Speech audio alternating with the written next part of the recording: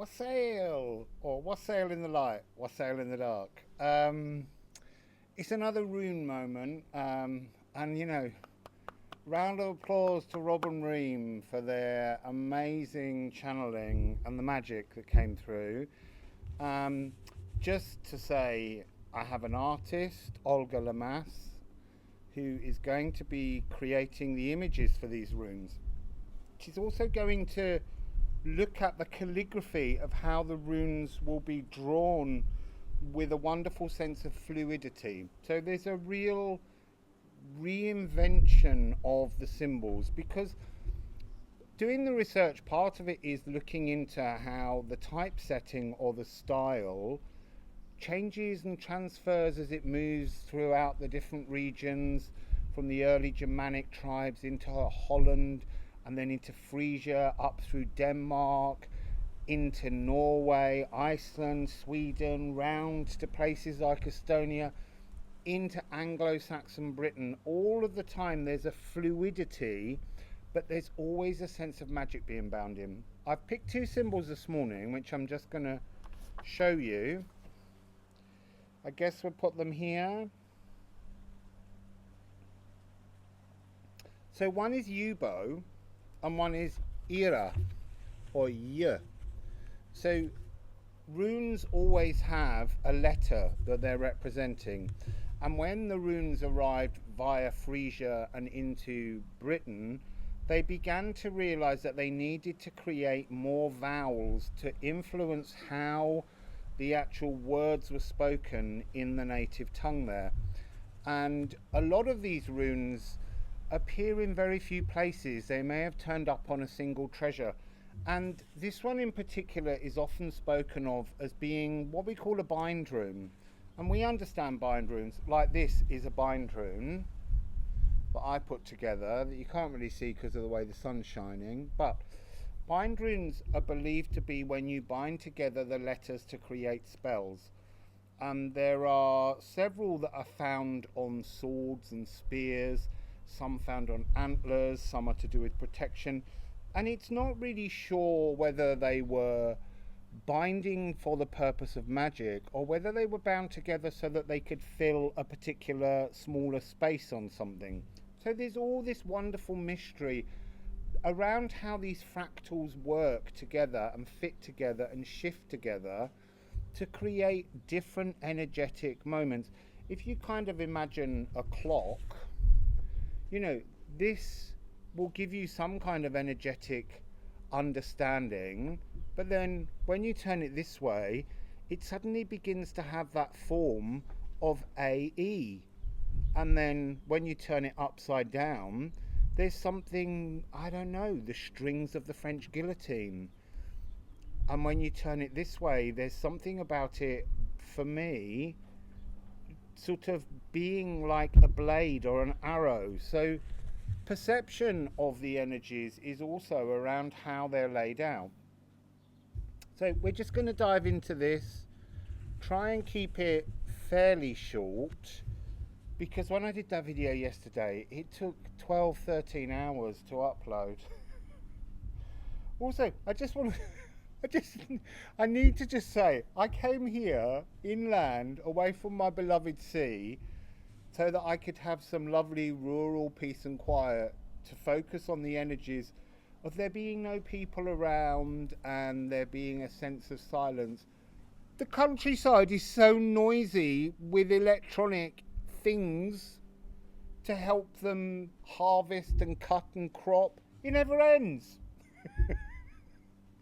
Anyway. Oh, it does end. So, what are we going to do first? I feel like, it's back on. I feel like I want to look at Ira. This comes in many formats too, where it's a perfect triangle on some inscriptions.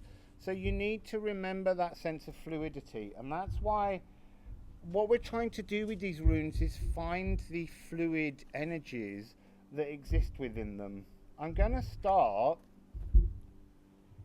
which I don't usually do. I was told to pick up the Shamanic Oracle deck today. And what I'll do is I'll lay out the cards, and then I'll take a photograph, because I like to keep a record of what comes out, being a little bit anal about my research. Now, they've fallen like this, and they're saying there's something very definite about this energy of buffering up against the block. It's almost like it's buffering up against the first energy line before something falls. So let's see what we have. Oh, buffering up against a blockage. Middle world. This is 3 and 6. This is the blockage, the hermetically sealed version of Midgard, which we all exist in. And then we have Seer, Divine 9. So the energy I'm getting from the Seer is to see past blockages. See past the blockage. So see past this blockage to descend. Luminous warrior energy. See the light. Oh, it's interesting. They're saying, see the light. Oh, hello. See the light within. We need to remember that, because we've got to go back to it. They're just saying you didn't even see that this is a divine energy. 369. 369. We're getting a lot of that. That was coming up in Ream's reading of Ætberstan. So, it's saying change the light within. Change the light within. Change the blockage. Ah, that's what this is. They're saying this is like, they're showing me a candle. They're showing me a candle, and the candle is your inner flame, your inner truth. And they're saying that this is like something with the little snuffers that come down and put over the energy on top. And then we have Heart of Sky. That's a part of the do you know what? I'm not even going to go on about the galactic centers through which we're going into runic energy. And what they're saying to me that this is the energy of what is the divine feminine within the void. It's a simpler notion. It's the divine feminine within the void. So we're going to add, obviously, some Odin and the 9 realms.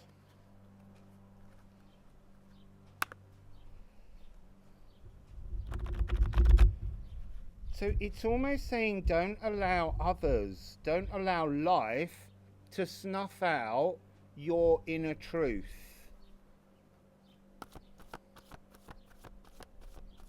I have to say, that's not what I saw at all on that card when I first looked at it. So, Odin. Oh, look, see, the shadows. And they're showing me scissors. They're showing me how shadows act as scissors to our connection to our luminous warrior. That's interesting. Well, I know, I find everything interesting. It's because I love seeking knowledge. I love to know things. Oh, look. This is tight energy. This is this energy within. Do you have that frequency within?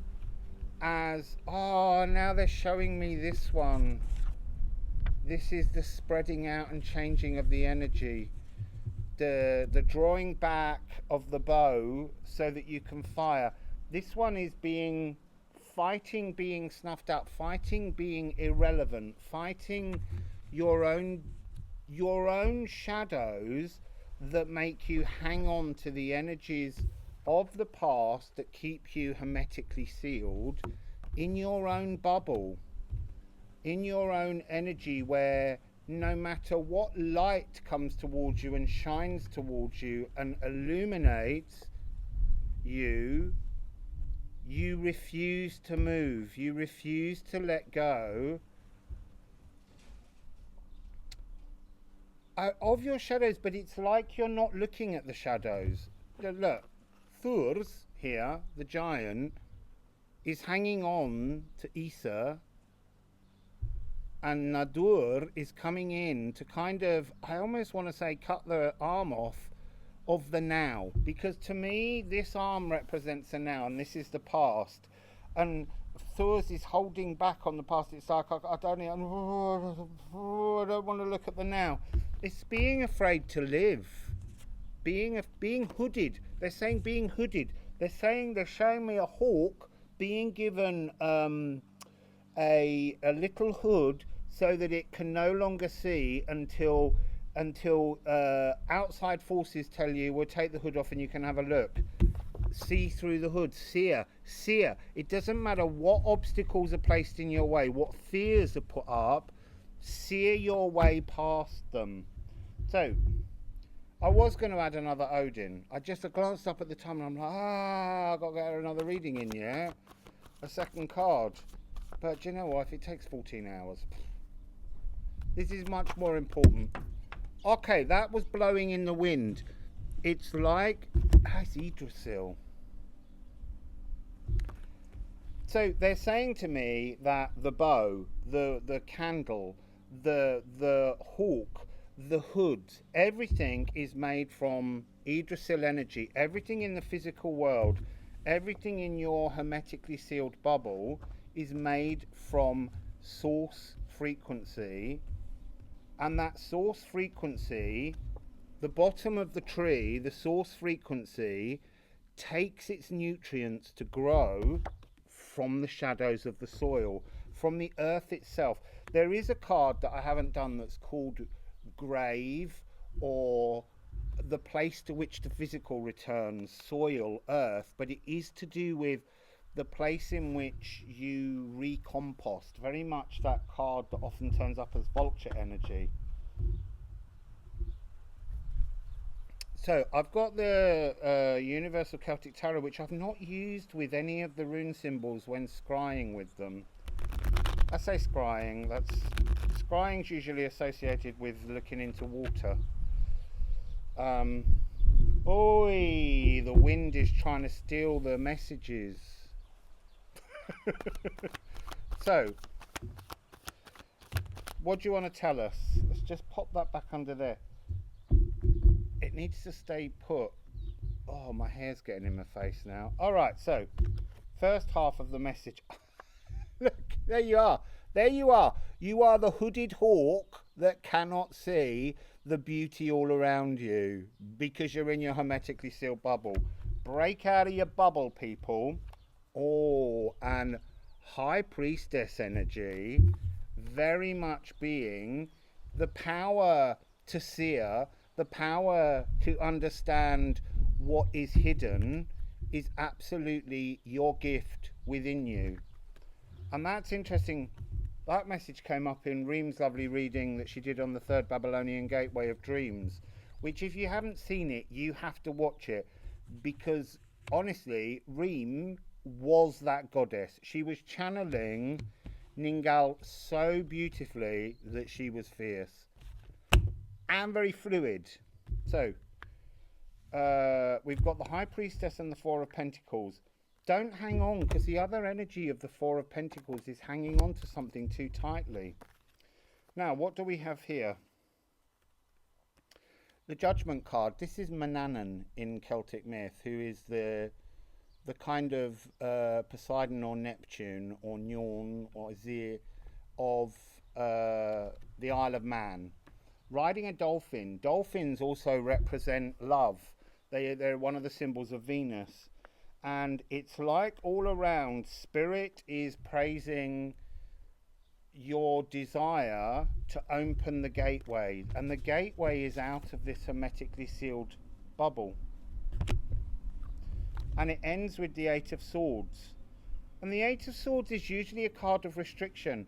But this is a card of breaking free from the restriction. Taking off the hood and taking flight. And you see at the back, there is an owl, and she has her wings, and she is this woman, this creature who is made from the flowers. So if you take off the blindfold and see the beauty and the magic of the energy all around you, you are then capable of becoming something divine and precious that takes flight. So just very quickly before I pop all those cards back, because I like to put them all back in these readings because they may have connections and need to come out again. We'll just take a quick photo. I can't see anything about whether I've got all the cards in, but I'll worry about that later. I can check on here. So let's pop those back. And we shall move on to Yubo. Yubo,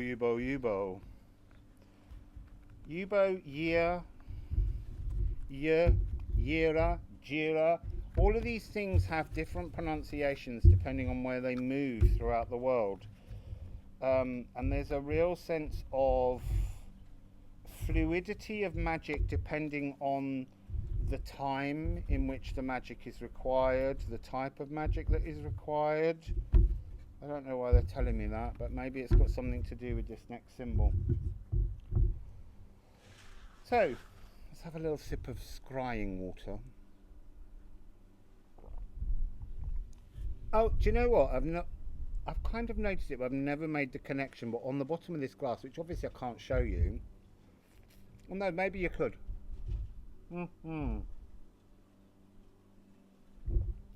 There's a little tree, a little Yggdrasil tree. So, look at the symbol. Look at the symbol. While I'm there, I just want to remind you, and I'll put the link in here, to the collection that we've currently got of the different Rune Raker videos that are taking shape. And there's also images, a couple of clues as to the kind of work that Olga does. But there's also a reminder of the rune I set all of you, which is between sun and night. And we have no idea what it means. And we're all deliberately holding off looking at it so that you have a chance to tell us on the website. You can leave comments. And at first, unless you've already sent a comment and you've been approved as a participant by me, which I will do, your comments will be published and then you can all read and help each other along. Because this is very much a project that I want to feel is a collective with all of us. And that's what's so lovely about how quickly Rob, Cindy and Reem have all become involved. So, we need to focus, come on Yubo. It might not even mean Yubo. This is the point. We take these bits of information, we glean what scholars have tracked down and for the moment is their version of what this might be, but there's so much interpretation involved in this. So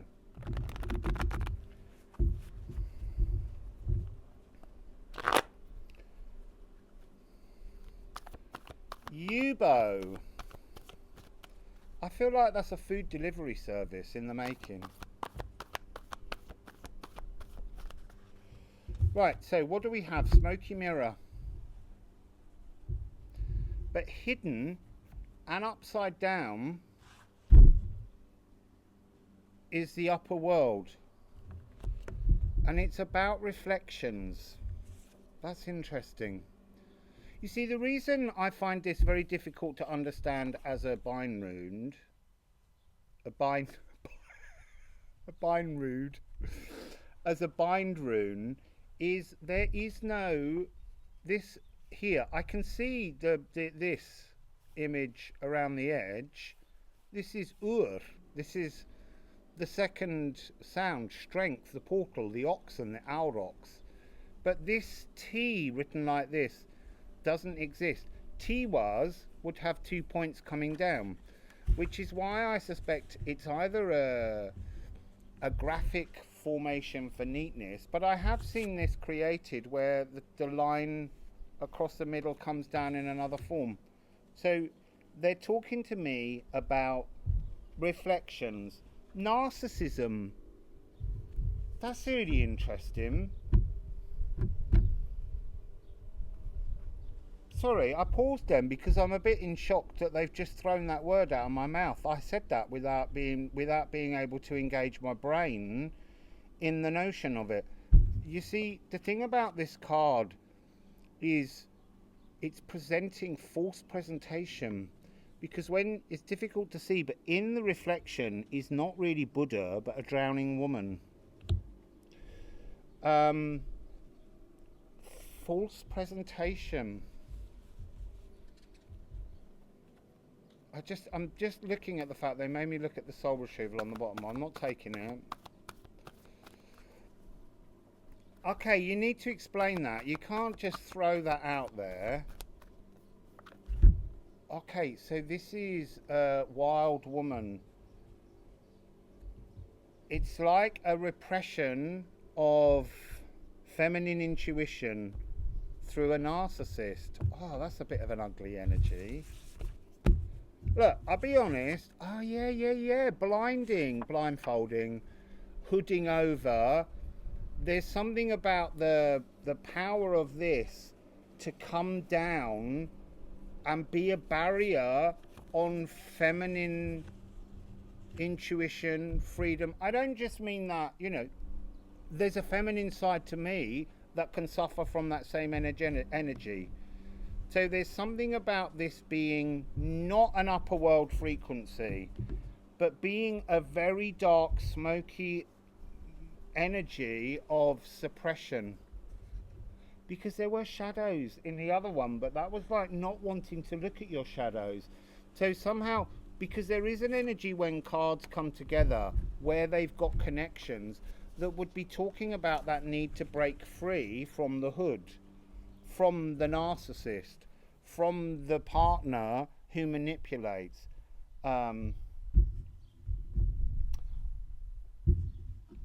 Yeah, it's weird. You know, I come out here to do a reading. I'm full of the joys of spring, well, hot summer, and you have the images and spirits saying do them, and you're looking at them and you think about what it might be. Yubo. Okay, so there's a poison. That's what they're saying. U contains poisons. I think it's toxins, which can affect the heart rate. Oh my God, she's got like a really big. They're making me look at her heart as inflamed, but inflamed with complex emotions that are not free. She's being seen as a wild woman. There's an energy of jealousy. And look, man. Well, I'm not saying all narcissists are men. They're not. It's just that the cards have to give you messages so that you can get in. Either gender can be a narcissist, and actually female narcissists can be completely different. They are completely different. They behave in a different way. They create a different kind of energy. So I'm saying that this is really representing how another plugs in and weaves a kind of deep, dark glamour. It's glamour. Glamour is the most fantastic word. I haven't got a pencil here. I'll have to watch the video back and write it in. This has got something to do with a glamour. So glamour is an old spell by which you make yourself appear more attractive. And it feels like, as I'm getting nearer the truth, that energy of the electronic sound got closer and closer and closer until it dropped out. So there's something about glamour. Glamour is a false way in which you present yourself. And that was this energy right from the beginning. This notion of something that's not real, that's a darkness within the mirror.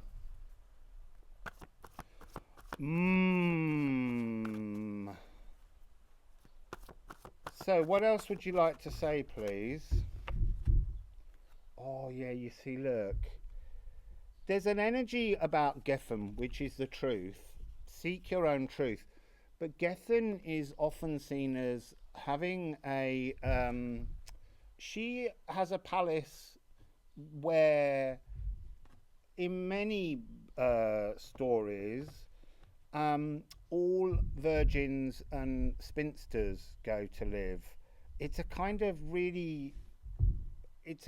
aggressive narcissist version of the telling of the notion of women who didn't get to die in battle, but often there weren't female soldiers. But the living back in this period, both men and women had to be incredibly tough, and yet they were already beginning to push forwards these gendered roles in which everything was about men.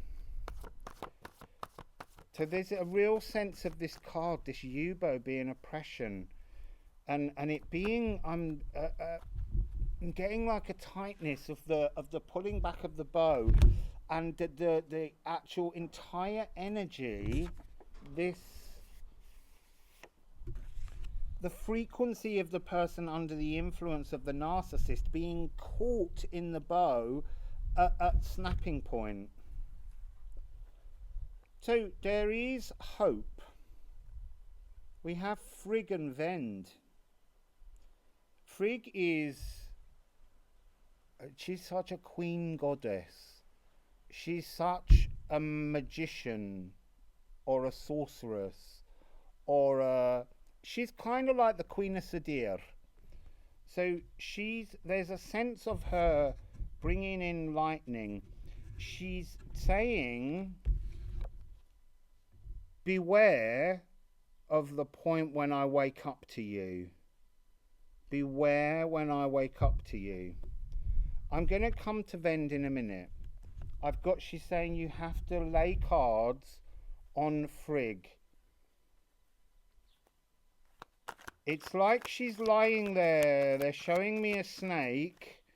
And the snake is very small, but the snake always links to the world serpent, which spreads all the way around the world and eats its own tail. But this snake now is like a very small worm, and it's not yet biting its tail. It's not even looking. It's just got this infinity pattern, and I'm being click tock tick tock, and I'm seeing the bow being pulled back. There comes a moment when all of this woven, twisted, disturbing frequency of narcissists is being spilt, is going to be spilt. Look, I don't mean blood will be spilt. They're showing me water will be spilt. Emotions will be spilt. So let's ask the cards. That's interesting. That just jumped and they went. There was an absolute, like the snapping.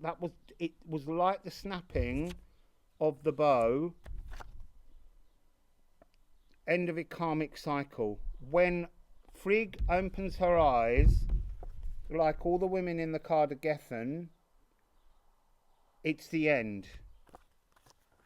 There will be no turning back. And look.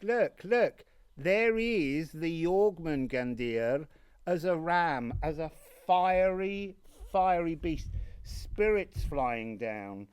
The stag, the guy who is giving us this glamour in the center of the card, is being entrapped. Everything is coming to get him. This cannot go on. Spirit is about to hook its claws into his back. There's an energy of stuckness there. Fleeing. I'm being told fleeing. Running, surrounded in the magic of all of the women of Gethen calling to you to make that move, to wake up. There's something of a dream state about this Eight of Wands and that need to wake up. You are protected. This card has got the wolf, the hunter, the teacher. It's got the cunning, the quickness on your feet. It's got the freedom of two horses. And it's got a whole series of short branch runes that are a different kind of rune alphabet that came around much later. So, let's go to... Oh no, they're saying more. because they said the last one is the point of freedom. So we have another. Okay. Four of Swords, a healing. Stop trying to heal him. Because this guy, this glamour man or woman, look, partner. Stop trying to heal the partner. It's time for the truth. The collective wants you to, you know, just let go of that and move forwards. Escape the slob, the controlling person. This is the troll that they are really when the mask slips. Fascinating frequency. I didn't think I'd be sitting in that one this morning. And at the end it's saying the journey will be bliss. You know, this letter is a V. Sometimes it's a W. It's all about how things transform and change in different regions. So I'm being asked to throw a Shaman de Levée at the end for some reason. Well, that was very quick. I'm just seeing if anything else comes out. No, they're very determined. L'indulgence. You have to indulge yourself and your own dreams and stop indulging the wishes of another. I'm going to leave it there because that really is the message. So, Rune Rakers. That's the next two messages that are coming through. Very beautiful. And I'm so excited by the ones that everyone else will be doing. There's lots more fun frequencies and messages to come. The trouble is, we've now got to somehow, between us, we've got to work out which tarot card that most closely resembles. And I'm not sure I know of a tarot card that, that talks about getting away from a narcissist. Anyway, do it! Wassail Beautiful. Listen, you have to do it. Sorry, I am laughing, but I did it. I did that thing. There's a video I did on the behavior of a narcissist and the glamour that they have and all of that kind of energy that they use and the manipulation and how lost you get inside it and how you get Stockholm syndrome. But it isn't really a laughing matter. I laugh now because I'm outside of it. I am in Vend. I am in that bliss frequency. So anyway, go and do it. Look at the person that you say you love and ask how much the flow of love between you is equal and how much of it is a need within you to stay in a relationship that's actually abusive, hanging on to that energy. It's a strong message today, but that's the runes for you. They're a little bit like Cindy's cartomancy. You can't hide from the truth. You have to face it. Okay, wassail.